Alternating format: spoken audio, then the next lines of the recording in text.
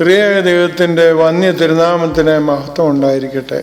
121 സങ്കീർത്തനം 3-4 വാക്യങ്ങൾ. നിന്റെ കാൽ വഴുതുവാൻ അവൻ സമ്മതിക്കില്ല, നിന്നെ കാക്കുന്നവൻ മയങ്ങുകയുമില്ല, ഇസ്രായേലിന്റെ പരിപാലകൻ മയങ്ങുകയുമില്ല, ഉറങ്ങുകയുമില്ല. സങ്കീർത്തകൻ ജനത്തിന് ഉറപ്പും ധൈര്യവും കൊടുക്കുന്നു. ദൈവത്തിന്റെ നിരന്തര പരിപാലനത്തിലാണ് മനുഷ്യൻ. അതുകൊണ്ടാണ് ക്ഷയനമസ്കാരത്തിൽ ഭക്തനായ ഗായകൻ ഇപ്രകാരം ചൊല്ലുന്നത്: അംഗമടങ്ങിയുറങ്ങുമ്പോൾ കാവലതായത് നിൻ ശക്തി, സൗരഭ്യമായ ധൂപം പോൽ എൻ്റെ ഉറക്കം തിരുമുമ്പിൽ.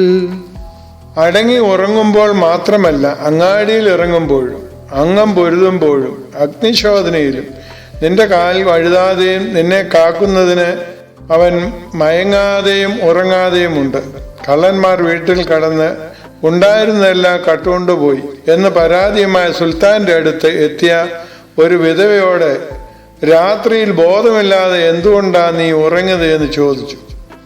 അതിന് വിധവ കൊടുത്ത മറുപടി തുർക്കി ഭരണാധിപനെ പോലും ലജ്ജിപ്പിക്കുന്നതായിരുന്നു.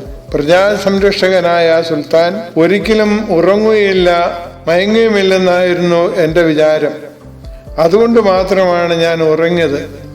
ശക്തനായ എലീശ പ്രവാചകനെ പിടിക്കുവാനായി ആരാം സൈന്യം അദ്ദേഹം വസിച്ചിരുന്ന മല വളയുമ്പോൾ വേലക്കാരൻ ഭയചകിതനാകുന്നു. തൻ്റെ യജമാന്റെ അടുക്കലേക്ക് ഓടിയെത്തുന്നു. യാതൊരു ഭാവവ്യത്യാസവും കൂടാതെ എലീശ പ്രാർത്ഥിക്കുന്നു: ദൈവമേ, ഇവന്റെ കണ്ണ് തുറക്കണമേ.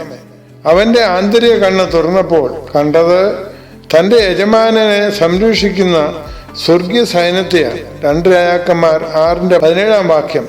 എലീശയുടെ ചുറ്റും അഗ്നിമയമായ കുതിരകളും രഥങ്ങളും കൊണ്ട് മല നിറഞ്ഞിരിക്കുന്നത് അവൻ കണ്ടു. ഈ അദൃശ്യ സഹായവും സാന്നിധ്യവുമാണ് നമുക്കാവശ്യം. അത് കാണണമെങ്കിൽ നമ്മുടെ ആന്തരിക കണ്ണ് തുറക്കുക തന്നെ വേണം. പാപമംഗലമായ മൂടൽ നമ്മെ ബാധിക്കുവാൻ ഇടയാകരുത്. മറ്റ് എന്ത് സഹായത്തെക്കാൾ സർവശക്തനായ ദൈവത്തിൻ്റെ സഹായമാണ് എനിക്കും നിനക്കും വിശ്വസിക്കാവുന്നത്. മാറാത്തവനാണ് നമ്മുടെ ദൈവം. നമുക്ക് പ്രാർത്ഥിക്കാം: ഞങ്ങളുടെ മാറാത്തവനായ ദൈവമേ, ഉറങ്ങാത്തവനായ ഒടയവനെ, ഉറങ്ങാൻ തൂങ്ങാത്തവനായ ഞങ്ങളുടെ സ്വർഗീയ പിതാവേ, ഞങ്ങളുടെ ജീവിതമാകുന്ന തീർത്ഥാടനത്തിൽ നീ ഞങ്ങൾക്ക് പകൽ മേഘസ്തംഭവും രാത്രി അഗ്നിത്തൂണുമായിരിക്കണമേ. ഞങ്ങളെ സ്വർഗീയ സീനിലേക്ക് യാത്ര ചെയ്യുന്ന അനുഗ്രഹ സംഘമാക്കി തീർക്കണമേ. പുത്രപുത്ര പരിശുദ്ധാത്മാവായ ത്രിയേക ദൈവത്തിന്റെ അനുഗ്രഹങ്ങളും നാം എല്ലാവരുടെ മേലും സദാ വർദ്ധിച്ചിരിക്കുമാറാകട്ടെ. ആമേൻ.